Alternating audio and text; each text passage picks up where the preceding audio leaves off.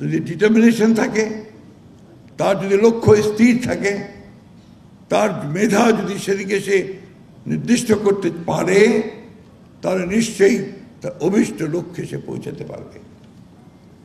আমি আমার জীবন দিয়েও সেটা লক্ষ্য করেছি।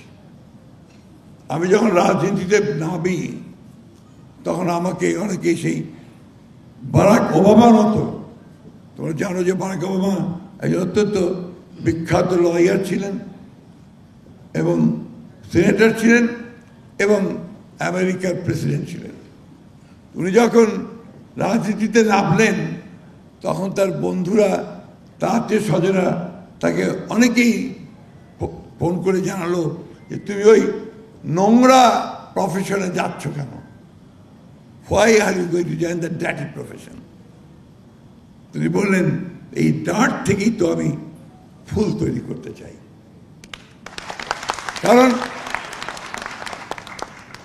রাজনীতির মধ্যে যদি সৌন্দর্য না আনা যায়, রাজনীতির মধ্যে যদি সততা না আনা যায়, রাজনীতির মধ্যে যদি স্বপ্ন পূরণ করবার যে লক্ষ্যে দৌড় দেওয়ার যে ইচ্ছা, সেটাকে তৈরি না করা যায়, তাহলে তো রাজনীতি কখনোই সুন্দর হবে না।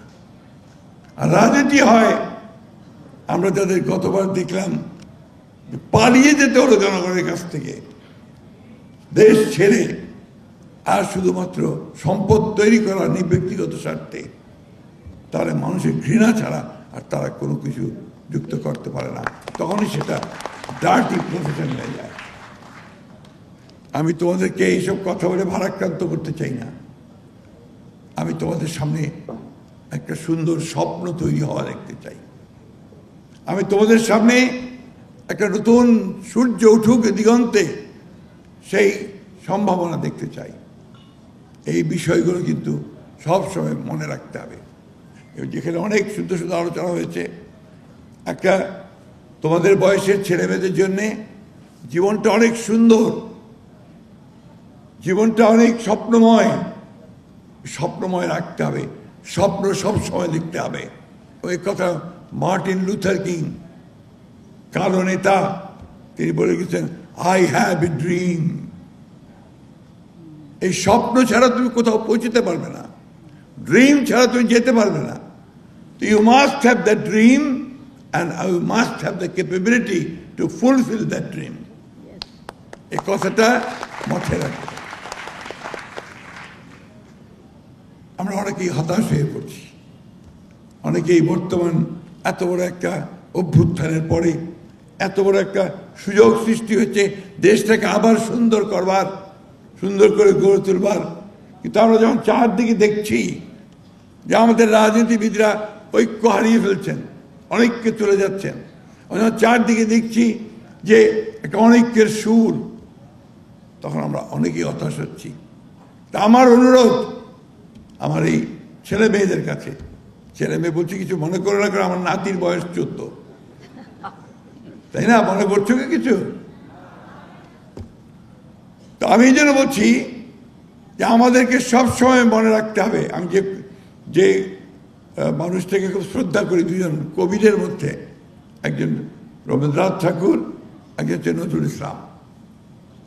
রবীন্দ্রনাথ ঠাকুরের কবিতা আমি প্রায় বলি, আমার সাংবাদিক ভাইরা জানেন, যদিও সন্ধ্যা আসিছে মন্দ মন্থরে, সব সঙ্গীত গেছে ইঙ্গিতে থামিয়া, তবু বিহঙ্গ ওরে বিহঙ্গ মোর, এখনই অন্ধ বন্ধ করো না পাখা, উঠতে থাকো তুমি তীরে পৌঁছে দেবে।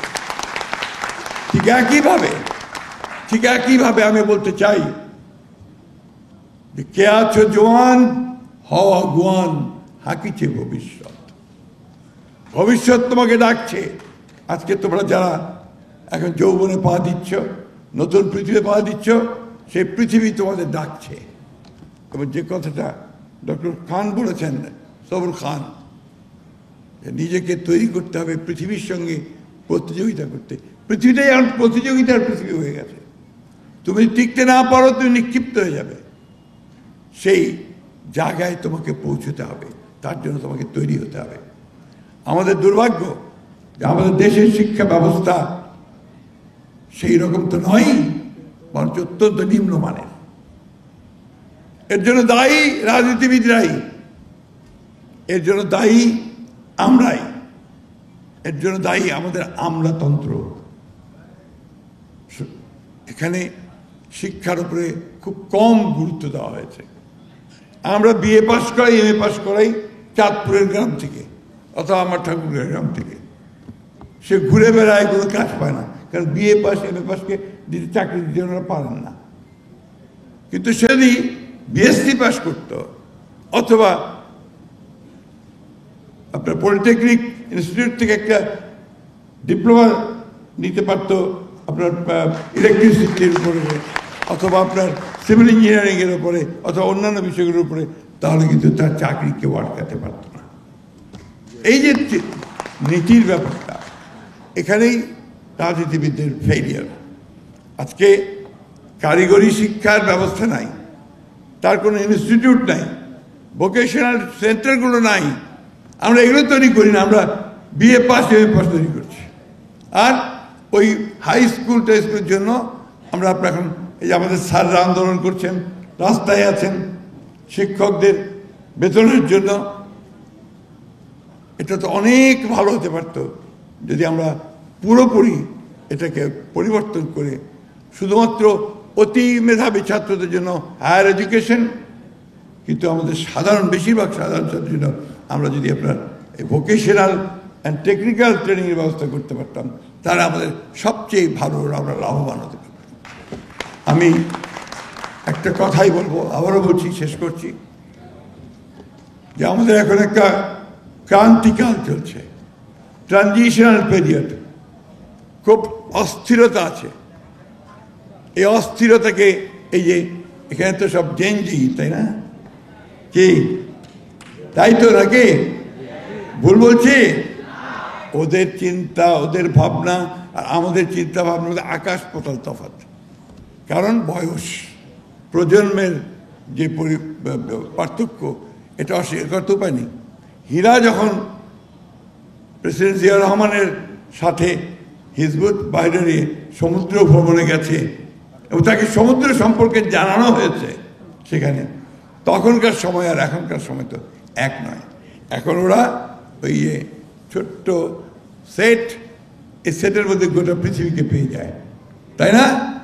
তো অনেকেই ওরা আমাদের চেয়ে অনেক বেশি জানে, এ কথাটা আমাদের বুঝতে হবে। কিন্তু এই জানাটা, এটাকে ব্যবহার করাটা, এটাকে কিন্তু সুনির্দিষ্ট মঙ্গল খাতে যেতে হবে, মঙ্গলের জন্য, ধ্বংসের জন্য নয়। আজকে গোটা পৃথিবীতে কিন্তু অস্থিরতা। সব মিলিয়ে আমরা যদি মানব কল্যাণে কাজ করি, সব মিলিয়ে আমরা যদি সুন্দর পৃথিবী তৈরির জন্য কাজ করি সবাই মিলে, তাহলেই আমরা সেটাকে সুন্দর করে এগিয়ে নিয়ে যেতে পারবো।